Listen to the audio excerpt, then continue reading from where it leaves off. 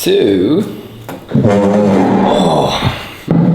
I thought I'd share something new with you guys. I'm trying because it's been, I think, what, like 2-3 weeks since I've done a vlog. So usually for outbound calls, I use just Skype dial pad. So that allows you to do international calls all around the world. And then you have a dedicated number, and it's just the easiest way to do things. As I said, to make international calls, you can have your Blue Yeti, you can have your professional mic.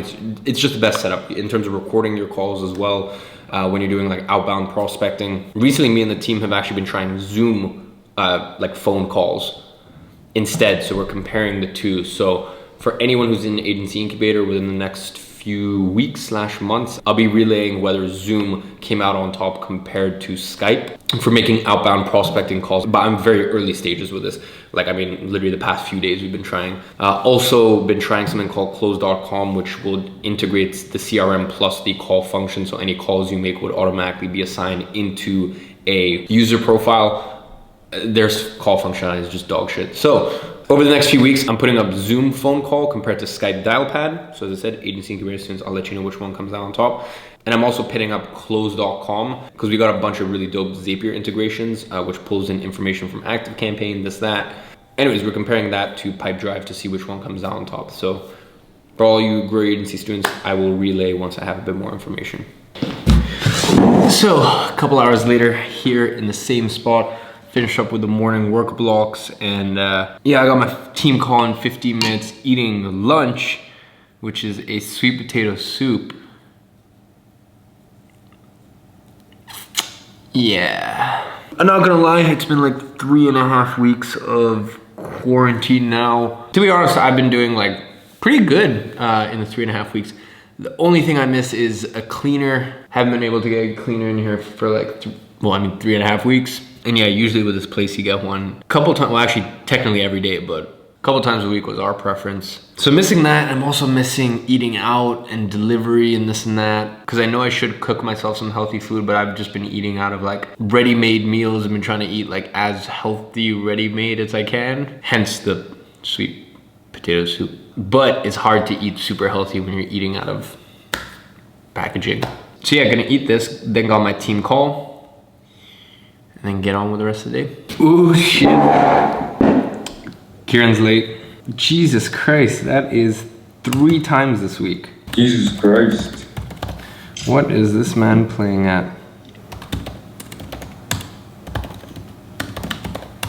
Oh, that's true. From a super thick cable underwater. And a funny thing is that sharks like to bite it, and sometimes they break it. They have to go there wherever it's broken, and scuba divers have to go down and fix it. What, so that's why he can't make it? Yeah, it happens a lot. Sharks bite those cables. And Jesus. Hello. 3rd time this week. It's my computer, not me. Sure. You can hear it working overtime. Alright, let's get into it. What's the mission for IAG Media this month? to get a case study run. Yep, get the new case study up and live with all the automation and get the new ads up. Mission for Grow Your Agency this month? Launch P2P and give CPA some love. Perfect. What happened with client campaigns yesterday? A little bit of technical difficulty. It's a little shaky, the internet, that's for sure. Okay, I think it may be better if we just send you a loom. Alright, Danny, if you can just send a loom and I'll send a follow-up one. Alright, well, that was the shortest client call I've ever had in my entire life. One of my clients is actually stuck abroad and the internet is super sketchy and it was so intermittent, there was no point. But on the flip side, that's kind of good because it's 4 o'clock now, and I actually just woke up from like a 25-minute nap, and I never take naps. I'm not a fan of them. Maybe I'm just a really bad napper, but I've never had a nap and woken up feeling more refreshed. So yeah, I'm not gonna lie, I'm actually kind of happy because this gives me 45 minutes to kind of wake up a little until my proper sales call later. So yeah. So yeah, let's get back to work. Don't know what to look for. Don't even know what I'm here for. Since we started.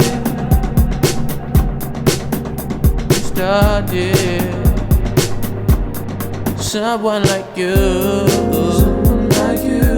All right, so ladies and gents, I have sales call. I actually should have recorded. I had a meeting, my meeting with my student integration team. You guys know Temple, Max, Caden, etc., etc. Some of you guys probably have spoken to my incredible team, but got my sales call now. And I'm really just not in the mood. Like just today's been a little off. So I'm gonna make a quick decaf bulletproof coffee, blare some loud, obnoxious music, get moving a little, and just get myself in the mood. Honestly, like whenever I'm not in the mood for anything work-wise, I'm playing some music and some music that I can kind of sing along and jam to. So I'm not gonna show you guys that, but I got the call starting in like literally 3 minutes, so I'm gonna put it down, and yeah, hopefully it's a close, guys. So yeah, obviously you've met Danny at this point. So Danny was around. I mean, Danny and I have been working together for like 2 years now. So he is the myth behind. Yeah. He's my little Colombian secret. Get the logistics set up, take payment, and then might as well, because we're here, we might as well just onboard you guys as well and get access to everything, etc., etc. All right, so ladies and gentlemen, this should be a good lesson for each and every one of you. Don't talk with chewing gum in your mouth. That's the lesson. No. So I'll lace in little pieces of the sales call. Agreed on it. It's a 10,000, and by the way, this is very different from what we normally do. It's a 10,000 pound setup fee. Within that, we're helping build out their new case study funnel. Outside of that, it's a 30% return on ad spend. We worked with the client within their niche for what, like almost a year, and we averaged out between 35 and 45,000 a month return on ad spend. So with this client, we have a 30% return on ad spend, just performance fee. Yes, we have that 10K setup, but that's primarily to help just write some of their back-end emails for this case study funnel, set it all up, etc., etc. Really, our money is made from that 30% performance fee. Now, obviously, if we extrapolate the fact that we did around 35 to 45,000 a month for their competitor prior to them then bringing it in-house, I mean, at 45,000, if we're getting roughly a third, that's 15,000 a month in billables. That said, I feel as though with this, we'll probably be clocking in anywhere from 15 to 25,000 a month return on ad spend. Keep in mind this is an infoprog business, so that's like pure profit end of month.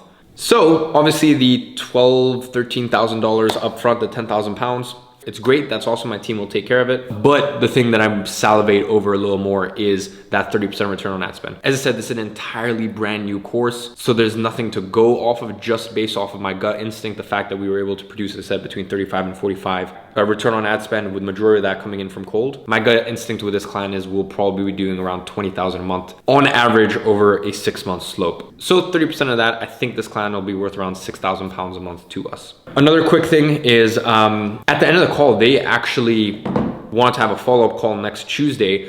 And it was one of those situations, guys, you know me, you know I go for the one call close, and you know when some, like this client was excited to move forward, like they were sold. For me, I get a little aggravated because I'm like, you know, why? In my mind, it's like, why wait? Like, you know, let's get started now. Let's get the ship moving. And as I've matured as an agency owner, I've had to, you know, look subjectively and remove my ego from a situation. And also, apart from removing my ego, I also knew that I was filming this video today, and I'm not gonna lie, that played into it. Like, I really wanted to show you guys the Stripe notification hitting and this and that. And that was at the back of my mind, which is why, like, guys, I'm doing a vlog, but in general, I don't like to vlog my day-to-day because there's certain things I find myself doing, or more pressure I put on myself. Like, I think you guys have seen me when I was meant to close a 5,200, or it was either 52 or 5,500 pound a month client, and I didn't end up closing them. And it's just like, I don't know, I feel as though I might potentially act differently, or I may not think as long-term in terms of the sales cycle when I'm doing a vlog with you guys. But anyways, long story short is they want to actually process payment and just have a little